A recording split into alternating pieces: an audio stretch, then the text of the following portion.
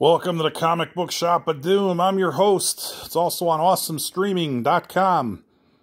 We got a movie review, Jungle Cruise, The Rock and Emily Blunt. I went today to the $5 movie to see it. It's actually $5.15 with the taxes.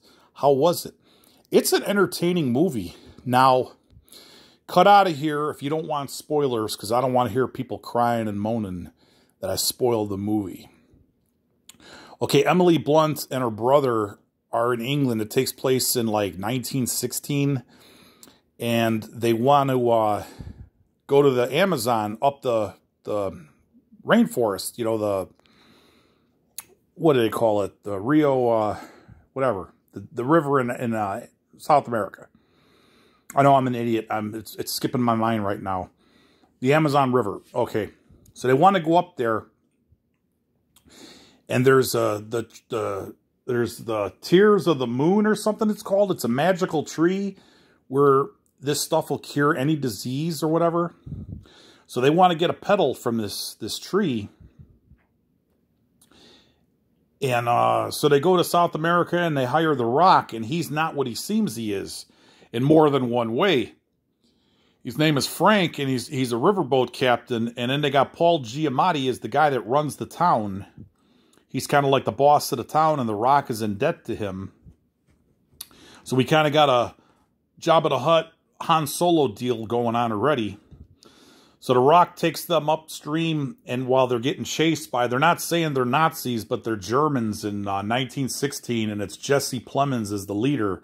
And they want to get this flower, you know, a petal from that tree, because they think that it could win them the war.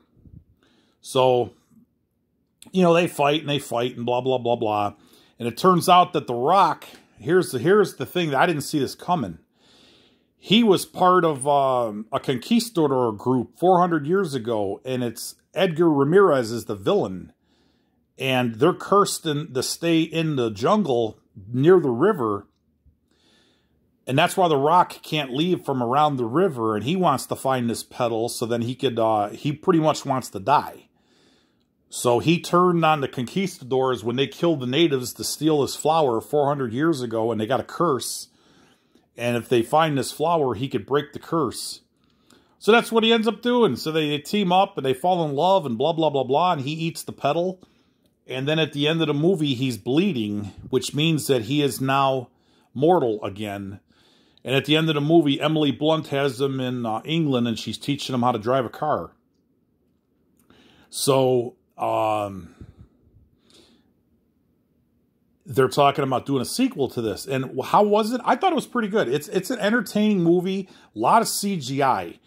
So if you're going to go into this thing expecting it to be realism, forget it, because it's all CGI, snakes and trees attacking people and stuff, but it is entertaining. So it's kind of like Indiana Jones, the African Queen meets a CGI movie. And it's decent for what it is. So I recommend seeing it at least once, and then from there, you know, whatever. But it is good for what it is. Everybody have a good day.